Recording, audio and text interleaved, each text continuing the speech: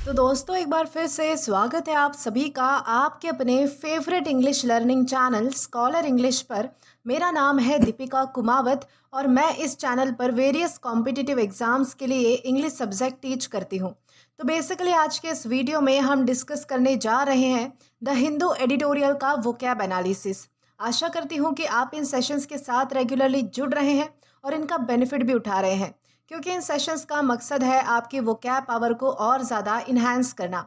और ये जो वोकैब सेशंस है ये बैंक, एसएससी, रेलवे, यूपीएससी या फिर किसी भी कॉम्पिटिटिव एग्ज़ाम के लिए इक्वली बहुत ही ज़्यादा इंपॉर्टेंट है।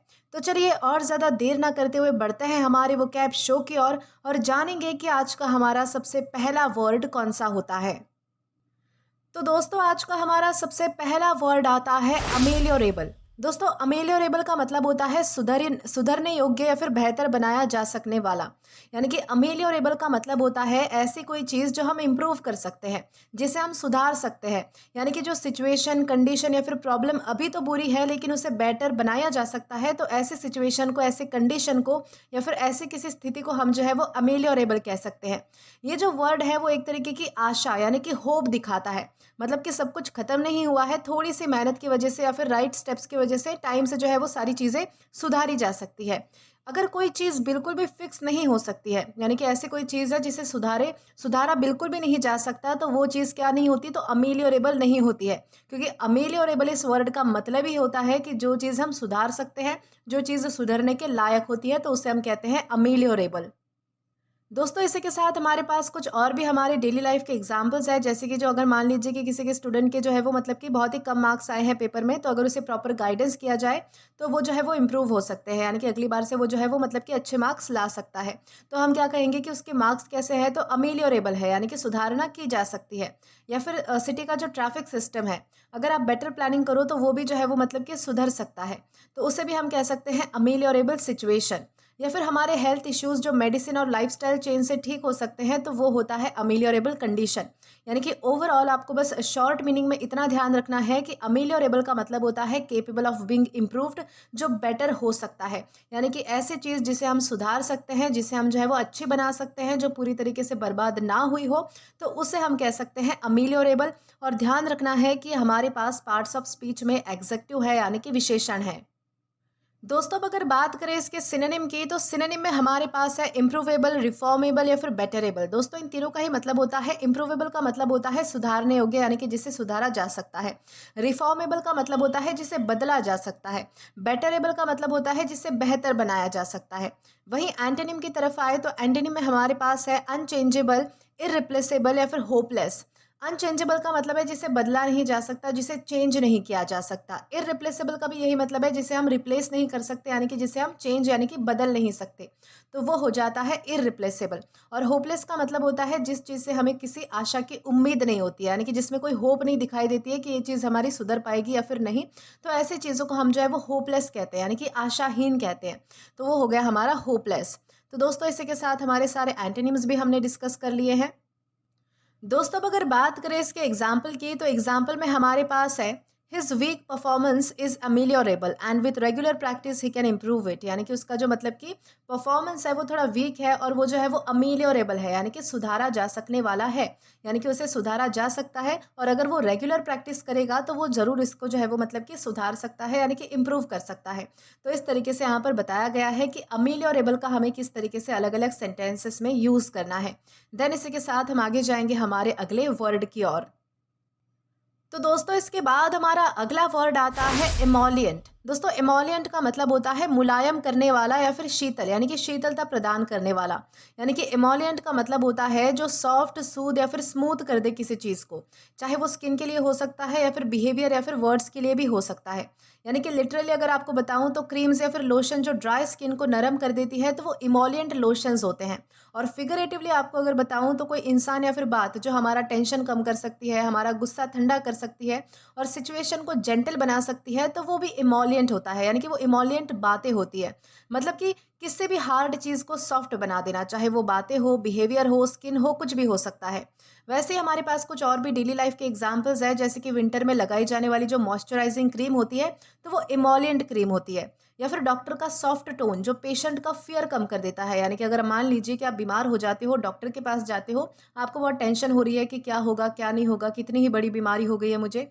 लेकिन अगर आप जब डॉक्टर के पास जाते हो और वो आपसे बहुत ही कामली, बहुत ही अच्छे से बात करे, उसका जो टोन है वो कैसा है, तो इमोलिएंट है, यानी कि आपके डर को जो है वो सूद करने वाला उसका टोन है, बहुत ही सॉफ्ट टोन है, तो उसे हम इमोलिएंट कह सकते हैं, इमोलिएंट वर्ड्स कह सकते हैं, जो आपके डर को कम कर देता है। या फिर आपका गुस्सा हो सकता है, कोई सिचुएशन हो सकती है नर्वसनेस वाली, उसको जेंटल बना देता है, तो वो भी हमारा क्या हो गया, इमोलिएंट हो गया। या फिर मैनेजर का पोलाइट रिप्लाई जो झगड़े को शांत कर देता है या फिर कन्फ्लिक्ट को शांत कर देता है, तो वो इमोलिएंट रिस्पॉन्स होता है। या फिर एलोवेरा जेल जो स्किन को सूद करता है, स्किन को जो है वो ठंडक देता है, तो वो भी नेचुरल इमोलिएंट है। यानी कि सिंपल वर्ड्स में शॉर्ट मीनिंग के लिए आपको बस इतना ध्यान रखना है कि इमोलिएंट का मतलब होता है सूदिंग या फिर सॉफ्टनिंग, चाहे वो स्किन हो या फिर बिहेवियर हो, दोनों के लिए ये वर्ड जो है वो यूज़ होता है। और ये भी ध्यान रखना है कि हमारे पास पार्ट्स ऑफ स्पीच में एग्जेक्टिव है, यानी कि विशेषण है। तो दोस्तों, अब अगर बात करें इसके सिनोनिम की, तो सिनोनिम में हमारे पास है सॉफ्टनर, सूदिंग या फिर कामिंग। दोस्तों, इन तीनों का ही क्या मतलब होता है, जो बहुत ही ज़्यादा सॉफ्ट है, यानी कि कोई कंडीशन है जिसे हम सॉफ्ट कर सकते हैं, यानी कि बातों से सॉफ्ट कर सकते हैं, या फिर हमारी स्किन हो सकती है जिसे हम मुलायम बना सकते हैं। मुलायम बेसिकली सॉफ्टनर का मतलब होता है मुलायम बनाने वाला। सूदिंग का मतलब होता है राहत पहुंचाने वाला, जो हमें एक तरीके से रिलीफ देता है, सूद करता है, तो उसे हम सूदिंग कह सकते हैं। कामिंग का मतलब होता है शांत करने वाला। ये गुस्सा हो सकता है, कोई सिचुएशन हो सकती है, हमारी स्किन हो सकती है। तो किसी भी तरीके के लिए हम जो है वो ये वाले जो सारे वर्ड्स हैं जो कि हमारे सिनोनिम में आए हैं, वो हम यूज़ कर सकते हैं। वहीं एंटोनिम में हमारे पास है इरिटेटिंग, हार्श या फिर रफ। इरिटेटिंग का मतलब है जो चीज़ आपको गुस्सा दिलाती है। इरिटेट का मतलब अगर स्किन के कॉन्टेक्स्ट में देखें, तो जो मतलब कि रैशेस होते हैं, तो वो भी हमें इरिटेट करते हैं, यानी कि खुजली होती है, तो उसे भी हम इरिटेटिंग कह सकते हैं। इरिटेटिंग जो है वो हमारे बिहेवियर के लिए भी यूज़ होता है, या फिर जो है वो लिटरली भी यूज़ हम कर सकते हैं। हार्श और रफ का मतलब होता है जो थोड़ा खुरदुरा है, या फिर जो मतलब कि थोड़ा कठोर है, थोड़ा सख्त है, तो उसके लिए हम जो है वो हार्श और रफ भी यूज़ करते हैं। सेम है, जो मतलब कि ये भी हमारा लिटरली और फिगरेटिवली दोनों भी यूज़ हो सकता है।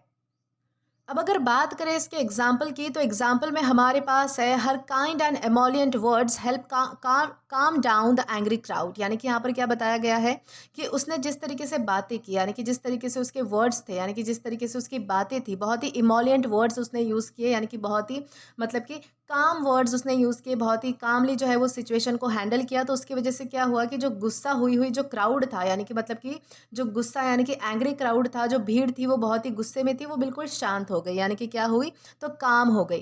तो इस तरीके से आप जो है वो समझ पाएंगे कि इमोलिएंट यानी क्या होता है और किस तरीके से हमें इसका यूज़ करना है। देन इसी के साथ हम आगे जाएंगे हमारे अगले वर्ड की ओर।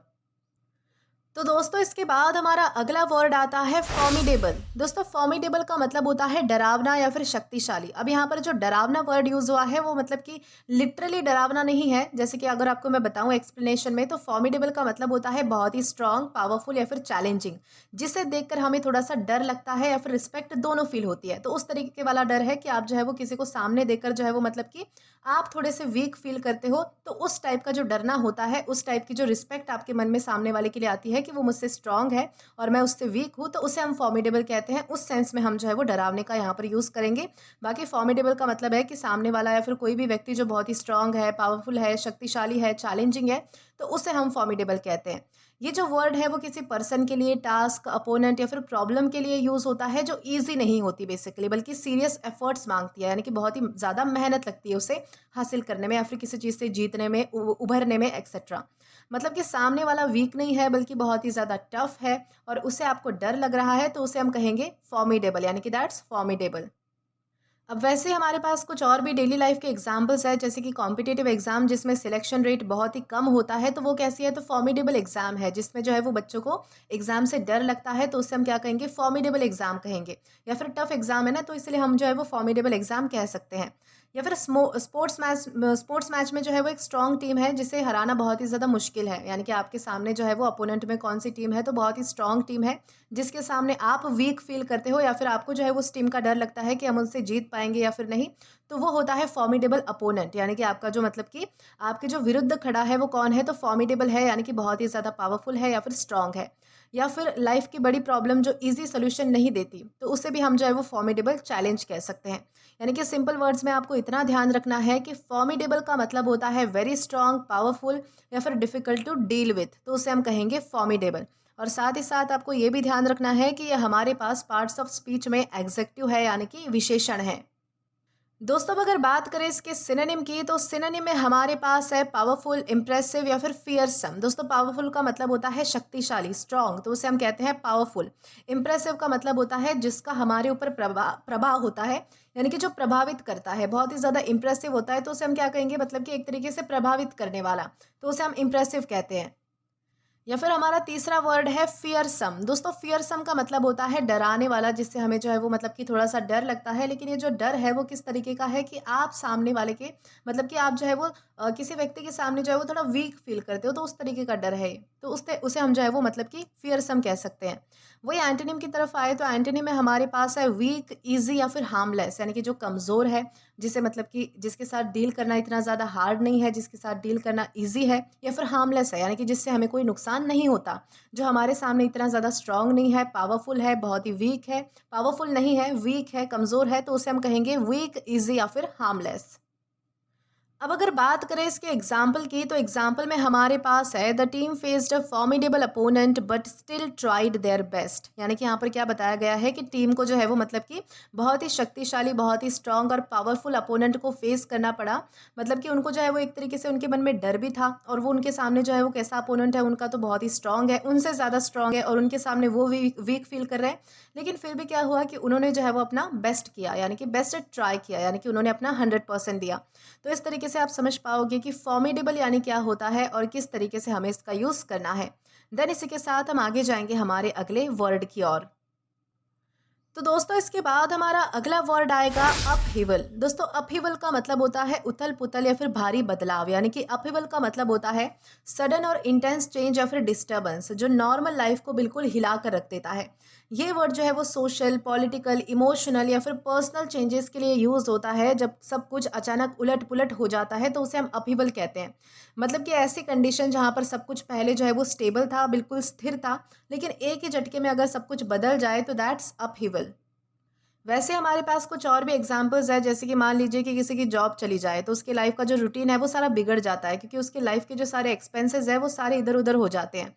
तो उसे हम क्या कहेंगे, पर्सनल अपहीवल हम उसे कहेंगे। या फिर कंट्री में जो है वो सडन, यानी कि अचानक से क्या होता है कि पॉलिटिकल प्रोटेस्ट हो रहे हैं, वायलेंस हो रहा है, तो ये भी एक तरीके से क्या है, तो पॉलिटिकल अपहीवल है। या फिर अगर मान लीजिए कि कोई किसी की फैमिली है, किसी की फैमिली में जो है वो बहुत ही करीब इंसान की जो है वो मतलब कि डेथ हो जाती है, तो उसके बाद में जो एक इमोशनल स्टेट होता है, यानी कि इमोशनली जो डिस्टर्बेंस वहाँ पर फैलता है, तो वो होता है इमोशनल अपहीवल। यानी कि सिंपल वर्ड्स में आपको इतना ध्यान रखना है कि अपहीवल का मतलब होता है सडन मेजर चेंज और डिस्टर्बेंस, यानी कि उलट पुलट हो जाना, या फिर उथला पुथल जो है वो मतलब कि कोई चीज़ हो जाना, पूरा डिस्टर्ब हो जाना, तो उसे हम कह सकते हैं अपहीवल। और ध्यान रखना है कि ये हमारे पास पार्ट्स ऑफ स्पीच में नाउन है।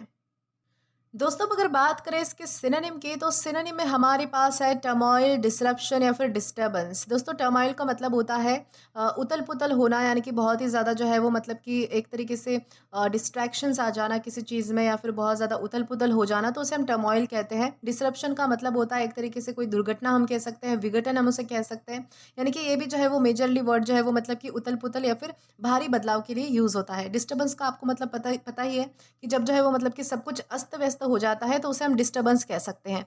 एंटोनी में हमारे पास है स्टेबिलिटी, काम और ऑर्डर। दोस्तों स्टेबिलिटी, काम और ऑर्डर, इन तीनों का क्या मतलब होता है? स्टेबिलिटी का मतलब होता है स्थिरता, यानी कि जो कंडीशन बिल्कुल स्थिर है, यानी कि जिसमें कोई चेंजेस नहीं है, कोई बदलाव नहीं है या फिर कोई डिस्टर्बेंस नहीं है, तो उसे हम स्टेबिलिटी कहते हैं। काम का मतलब होता है शांति होना, और ऑर्डर का मतलब होता है कि एक तरीके से मतलब कि लॉफुल सिचुएशन होना, जिसमें सब कुछ जो है वो मतलब कि सही तरीके से चल रहा है, तो उसे हम ऑर्डर कह सकते हैं। तो ये सारे हमारे जो है वो क्या हुए, तो एंटोनिम्स है। अब अगर बात करें इसके एग्जाम्पल की, तो एग्जाम्पल में हमारे पास है the new law caused great upheaval in the society changing many people's lives. यानी कि इसमें क्या बताया गया है कि जो नया कानून था, उसके वजह से क्या हुआ कि उसकी वजह से जो है वो सोसाइटी में, यानी कि समाज में जो है वो बहुत ही मतलब कि भारी बदलाव आया, और उसका जो अफेक्ट है, यानी कि उसकी वजह से क्या हुआ कि मतलब कि बहुत सारी लोगों की जो लाइफ है वो पूरी तरीके से चेंज हो गई, यानी कि उसका जो बुरा प्रभाव है या फिर कुछ ना कुछ प्रभाव जो है वो लोगों की लाइफ पर पड़ा नया कानून लागू करने की वजह से। तो इस तरीके से आप समझ पाओगे कि अपहीवल यानी क्या होता है और किस तरीके से आपको इसका यूज़ करना चाहिए। देन इसी के साथ हम आगे बढ़ेंगे हमारे अगले वर्ड की ओर। तो दोस्तों इसके बाद हमारा अगला वर्ड आता है मलिग्नेंट। दोस्तों इसे मलिग्नेंट प्रोनाउंस किया जाता है, जिसका मतलब होता है घातक या फिर दुर्भावनापूर्ण। यानी कि कोई चीज़ जो बहुत ही डेंजरस है, हार्मफुल है या फिर डिस्ट्रक्टिव है, चाहे वो कोई बीमारी हो सकती है या फिर इंसान का इंटेंशन हो सकता है, तो उसे हम जो है वो मलिग्नेंट कहते हैं। ये जो वर्ड है वो बेसिकली मेडिकल कॉन्टेक्स्ट में कैंसर के लिए ज़्यादा यूज़ होता है, जो बहुत ही जल्दी से फैलता है और जानलेवा हो सकता है। और फिगरेटिव सेंस में देखें तो ऐसे लोग या फिर ऐसी फोर्सेस जो मतलब कि इनके लिए यूज़ होता है जिनके थॉट जो है वो ये थॉट्स और एक्शंस यानी कि उनका जो करना होता है, उनका जो सोचना होता है वो दूसरों को नुकसान पहुंचाने वाला होता है, तो उनको भी हम जो है वो मलिग्नेंट कह सकते हैं। मतलब कि जो चीज़ अंदर से ही बुरी और खतरनाक है तो उसे हम क्या कहेंगे, उसे हम मलिग्नेंट कहते हैं। वैसे हमारे पास कुछ और भी डेली लाइफ के एग्जांपल्स है, जैसे कि कैंसर होता है, जो कैंसर जो है वो मतलब कि अगर रैपिडली स्प्रेड करे, फैलता है, तो वो मलिग्नेंट ट्यूमर है। या फिर सोसाइटी में जो नफ़रत फैलाने वाले जो लोग होते हैं, नेगेटिव जो लोग होते हैं, उनको हम मैलिग्नेंट माइंडसेट वाले लोग कह सकते हैं। या फिर ऑफ़िस पॉलिटिक्स जो चलती है, जो टीम को डिस्ट्रॉय कर देती है, तो वो मैलिग्नेंट एनवायरनमेंट है। या फिर ऑनलाइन ट्रोलिंग जो किसी की मेंटल हेल्थ तक को डैमेज कर सकती है या फिर डिस्ट्रॉय कर सकती है, तो उसे हम मैलिग्नेंट बिहेवियर कह सकते हैं। यानी कि सिंपल वर्ड्स में आपको इतना ध्यान रखना है कि मैलिग्नेंट का मतलब होता है very harmful, very dangerous, destructive. ये जो है वो मतलब कि कोई डिसीज़ हो सकता है, कोई इंटेंशन हो सकता है किसी इंसान का, किसी की सोच हो सकती है, तो उस कॉन्टेक्स्ट में हम जो है वो मैलिग्नेंट का यूज़ करते हैं। और ध्यान रखिएगा कि हमारे पास पार्ट्स ऑफ स्पीच में एग्जेक्टिव है यानी कि विशेषण है। दोस्तों अब अगर बात करें इसके सिनोनिम की, तो सिनोनिम में हमारे पास है हार्मफुल, डेडली या फिर मैलेवोलेंट। दोस्तों हार्मफुल का मतलब होता है जो बहुत ही मतलब कि नुकसान पहुंचाने वाला होता है, जिसे हम घातक कह सकते हैं, तो वो हमारे लिए जो है वो मतलब कि हार्मफुल है, डेडली है। ओके, यानी कि जो बहुत ही ज़्यादा हमारे लिए क्या है, तो हानिकारक है, तो उसे हम हार्मफुल या फिर डेडली कह सकते हैं। मैलेवोलेंट का भी सेम मतलब होता है। मैलेवोलेंट का मतलब होता है दुर्भावनापूर्ण, दुष्ट या फिर कोई घातक चीज़ या फिर कोई मतलब कि नुकसान पहुंचाने वाली चीज़, तो उसे हम कहेंगे मैलेवोलेंट।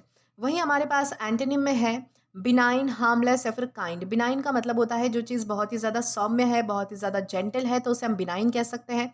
हार्मलेस जिससे हमें कोई नुकसान नहीं होता। काइंड का मतलब होता है दयालु। तो ये सारे हमारे क्या हो गए, तो एंटोनिम्स हो गए। अब अगर बात करें इसके एग्जाम्पल की, तो एग्जाम्पल में हमारे पास है his malignant behaviour created problems for everyone around him. यानी कि उसका जो बिहेवियर है वो बहुत ही दुष्ट है, यानी कि बहुत ही डेंजरस है, हार्मफुल है, बहुत ही खराब है। और उसके बिहेवियर की वजह से क्या होता है कि उसके आसपास जितने भी लोग रहते हैं या फिर उसके साथ जो जितने भी लोग रहते हैं उनके लिए जो है वो बहुत सारी प्रॉब्लम्स क्रिएट होती रहती है। तो इस तरीके से आप समझ पाओगे कि मलिग्नेंट इस वर्ड का हम किस तरीके से यूज़ कर सकते हैं। और हमें जो है वो इसी के साथ आगे बढ़ना है हमारे अगले वर्ड की ओर और जानेंगे कि इसके बाद हमारा कौन-सा वर्ड आता है। तो दोस्तों इसके बाद हमारा अगला वर्ड आता है अक्रेडिट। दोस्तों अक्रेडिट का मतलब होता है मान्यता देना या फिर अधिकार देना। अक्रेडिट का मतलब होता है ऑफिशियली अप्रूव करना या फिर फॉर्मली रिकॉग्नाइज करना या फिर किसी का क्रेडिट किसी सोर्स को देना। ये जो वर्ड है वो बेसिकली एजुकेशन, मीडिया या फिर ऑर्गेनाइजेशन के कॉन्टेक्स्ट में यूज होता है। मतलब कि जब कोई अथॉरिटी बोले कि हाँ ये पर्टिकुलर जो इंस्टीट्यूशन है या फिर डिग्री या फिर पर्सन है वो वैलिड है और ट्रस्ट वर्दी है, यानी कि भरोसे के लायक है, तो वो क्या हुआ कि किसी को अक्रेडिट करना हुआ।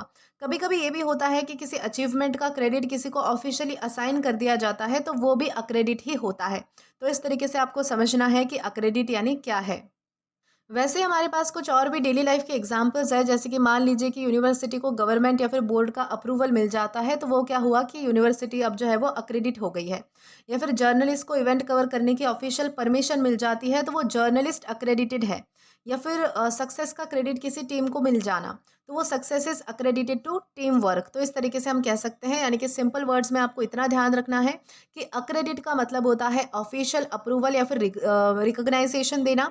क्रेडिट जो है वो किसी को असाइन करना, तो उसे हम जो है वो अक्रेडिट कहते हैं।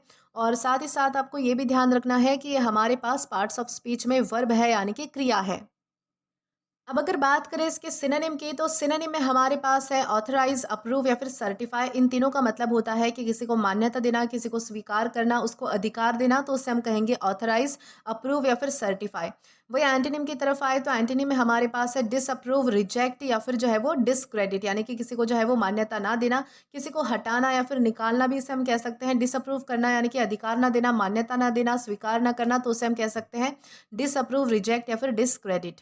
अब अगर बात करें इसके एग्जाम्पल की, तो एग्जाम्पल में हमारे पास है the institute was accredited by the government so its certificates are now widely accepted. यानी कि जो इंस्टीट्यूट है उसे गवर्नमेंट द्वारा जो है वो मान्यता दे दी गई थी, उसे स्वीकार कर लिया गया था। अब वो जो है वो मतलब कि इंस्टीट्यूट कैसी है, तो ऑथराइज्ड है, इसलिए उसके जो सर्टिफिकेट्स है अब वो जो है वो मतलब कि सब जगह एक्सेप्ट किए जाते हैं, यानी कि वाइडली एक्सेप्टेड है।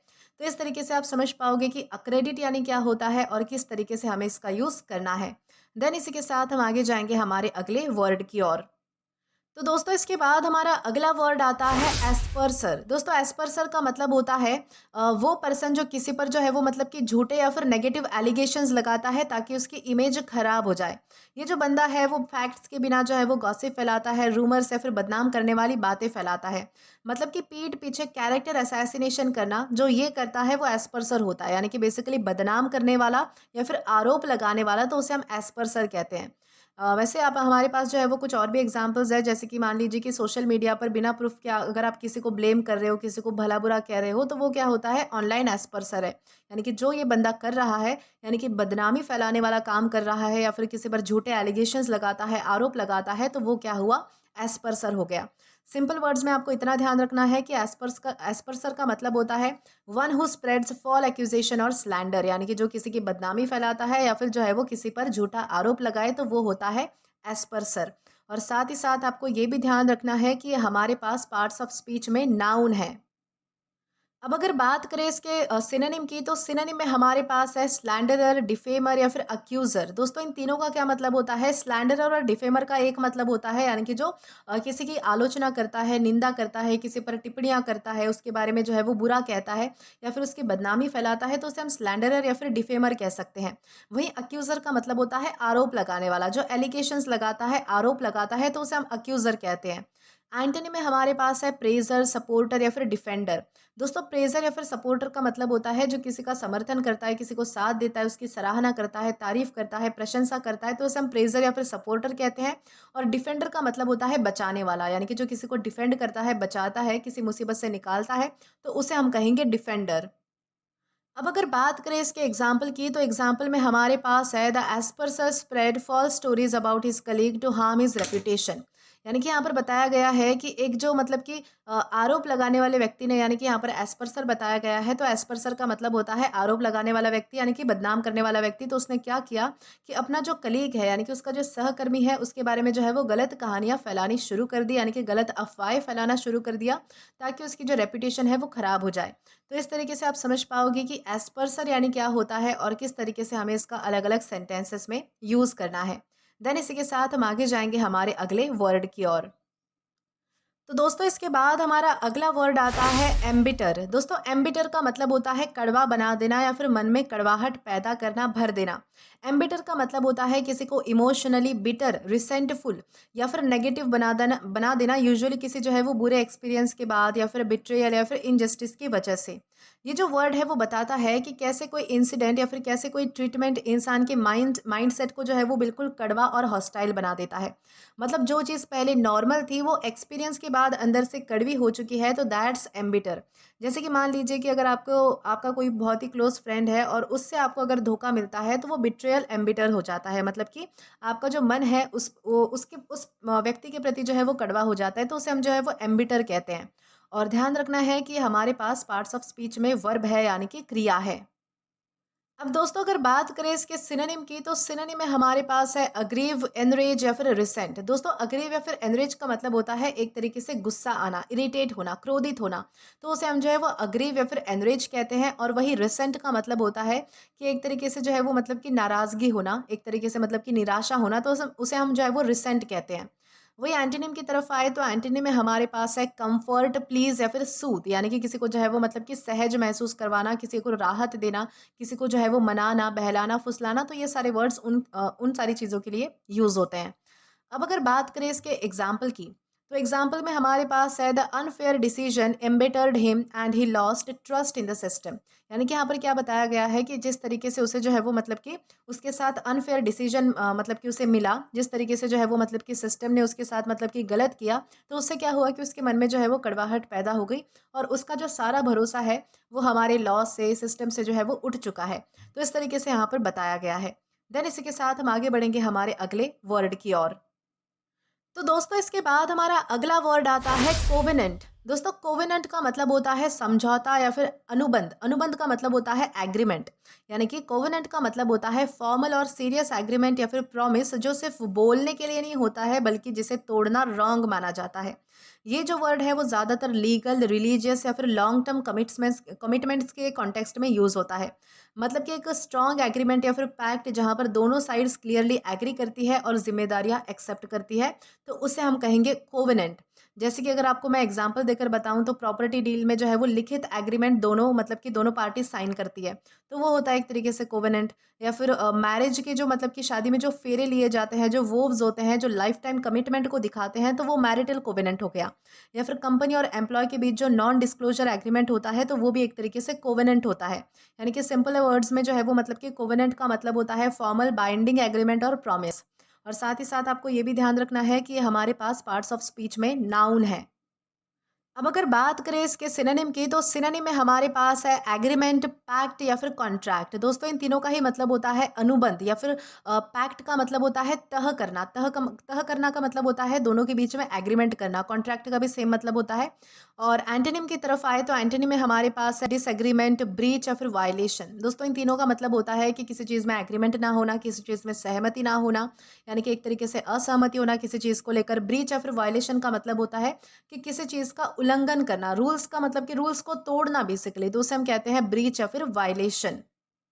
अब अगर बात करें इसके एग्जाम्पल की तो एग्जाम्पल में हमारे पास है they made a covenant to support each other in difficult times. यानी कि उनके बीच में जो है वो मतलब कि एक एग्रीमेंट हुआ, उन्होंने जो है वो कोवेनेंट किया कि हम जो है वो मतलब कि बुरे समय में एक दूसरे को सपोर्ट करेंगे। यानी कि लीगल कॉन्ट्रैक्ट यानी कि लीगल एग्रीमेंट उनके बीच हुआ। तो इस तरीके से आप जो है वो इस वर्ड का यूज़ कर सकते हैं। देन इसी के साथ हम आगे जाएंगे आज के हमारे लास्ट वर्ड की ओर। तो दोस्तों इसके बाद हमारा आज का लास्ट वर्ड आएगा टॉर्मेंट। दोस्तों टॉर्मेंट का मतलब होता है यातना, पीड़ा, दुख जिसे हम कह सकते हैं, तो वो होता है टॉर्मेंट। यानी कि टॉर्मेंट का मतलब होता है बहुत ही ज़्यादा फिजिकल या फिर इमोशनल दर्द देना, जो कंटिन्यूअस और जिसे जो है वो बचना मुश्किल होता है, मतलब कि जिससे बचना बहुत ही ज़्यादा मुश्किल होता है, तो उसे हम टॉर्मेंट कहते हैं। ये सिर्फ जो है वो मतलब कि थोड़ा सा दर्द नहीं होता है बल्कि ऐसे सफरिंग होती है जो दिमाग और दिल दोनों को टॉर्चर करती है। कभी किसी और को टॉर्मेंट किया जाता है तो कभी जो है वो हम अपने ही आप को टॉर्मेंट करते रहते हैं, यानी कि किसी की यादों से, अपने गिल्ट से या फिर अपने डर से जो है वो इंसान जो है वो मतलब कि खुद ही अपने आप से जो है वो मतलब कि टॉर्मेंट होता रहता है। यानी कि इस तरीके से आप समझ पाओगे कि टॉर्मेंट यानी क्या है। और दोस्तों वैसे हमारे पास कुछ और भी एग्जांपल्स है, जैसे कि मान लीजिए कि कोई स्टूडेंट है और उसे जो है वो मतलब कि उसके स्कूल या फिर कॉलेज में रोज़ जो है वो उसको चिढ़ाया जाता है, जो उसको मेंटली हर्ट करता है, तो वो भी एक तरीके से टॉर्मेंट है, क्योंकि आपको उस चीज़ से जो है वो कोई ना कोई पीड़ा हो रही है, कोई ना कोई दुःख हो रहा है, तो वो भी हमारा टॉर्मेंट होता है। या फिर दूसरा एग्जाम्पल बताऊँ तो आपकी जो पिछली गलतियाँ होती है, कोई बहुत बड़ी गलती आपने अगर की हो, तो उसका जो गिल्ट है, वो आपको जो है वो बार-बार अगर याद आता है, तो वो होता है मेंटल टॉर्मेंट। तो इस तरीके से आप समझ पाओगे कि टॉर्मेंट यानी क्या होता है। यानी कि सिंपल वर्ड्स में टॉर्मेंट का मतलब है सीवियर फिजिकल और इमोशनल सफरिंग या फिर टॉर्चर। और साथ ही साथ आपको ये भी ध्यान रखना है कि ये हमारे पास पार्ट्स ऑफ स्पीच में नाउन है। अब अगर बात करें इसके सिनोनिम की तो सिनोनिम में हमारे पास है सफरिंग, टॉर्चर या फिर डिस्ट्रेस। दोस्तों इन तीनों का मतलब होता है कि बहुत ही ज़्यादा दुख होना, पीड़ा होना, यातना होना, दर्द होना, तो उसे हम कह सकते हैं सफरिंग, टॉर्चर या फिर डिस्ट्रेस। यानी कि जिसमें जो है वो इंसान के पास शांति नहीं होती है, सुकून नहीं होता है, तो उसे हम कहेंगे सफरिंग, टॉर्चर या फिर डिस्ट्रेस। वही एंटनी में हमारे पास आता है कंफर्ट, रिलीफ या फिर ईज। यानी कि बहुत ही ज़्यादा राहत होना, सहज होना, कंफर्ट होना, यानी कि आराम होना, तो उसे हम कह सकते हैं कंफर्ट, रिलीफ या फिर ईज। अब अगर बात करें इसके एग्जाम्पल की तो एग्जाम्पल में हमारे पास है the loud noise become a daily torment for the people living near by. यानी कि वो जो मतलब कि बहुत ही ज़्यादा मतलब कि बहुत ज़्यादा जो तेज़ आवाज़ है वो जो है वो मतलब कि आसपास रहने वाले लोगों के लिए जो है वो मतलब कि एक तरीके से परेशानी बन चुकी थी, पीड़ा बन चुकी थी, क्योंकि आसपास रहने वाले लोगों को जो है वो उस चीज़ से बहुत ही ज़्यादा प्रॉब्लम होती थी। तो इस तरीके से आप समझ पाओगे कि टॉर्मेंट यानी क्या होता है और किस तरह हमें इसका अलग अलग सेंटेंसेस में यूज़ करना है। तो दोस्तों आज के लिए बस इतना ही। आज की इस क्लास का पीडीएफ आप हमारे टेलीग्राम चैनल के थ्रू एक्सेस कर सकते हैं। और अगर आपने अभी तक हमारा टेलीग्राम चैनल ज्वाइन नहीं किया है तो टेलीग्राम पर English with Deepika Kumawat search करके या फिर डिस्क्रिप्शन में दिए गए लिंक के थ्रू, साथ ही साथ अभी जो आपको आपके स्क्रीन पर क्यूआर कोड दिख रहा है वहाँ से भी आप जो है वो डायरेक्टली स्कैन करके हमारा टेलीग्राम चैनल ज्वाइन कर सकते हैं, ताकि आप कभी भी किसी भी नए आने वाली वीडियोज़ को लेकर कोई भी अपडेट्स को मिस ना करें। और दोस्तों, अगर आपको आज का ये वीडियो पसंद आया है या फिर हेल्पफुल लगा है तो do like this video, subscribe the channel and share as much as you can. और अगर आपने इससे पहले वाले वीडियोस नहीं देखे हैं तो यहाँ पर मैंने एक प्लेलिस्ट प्रोवाइड कर दी है, जहाँ पर आप क्लिक करके वो सभी पहले वाले वीडियोस भी देख सकते हैं और एक्सप्लोर कर सकते हैं। Till then keep learning. Thank you.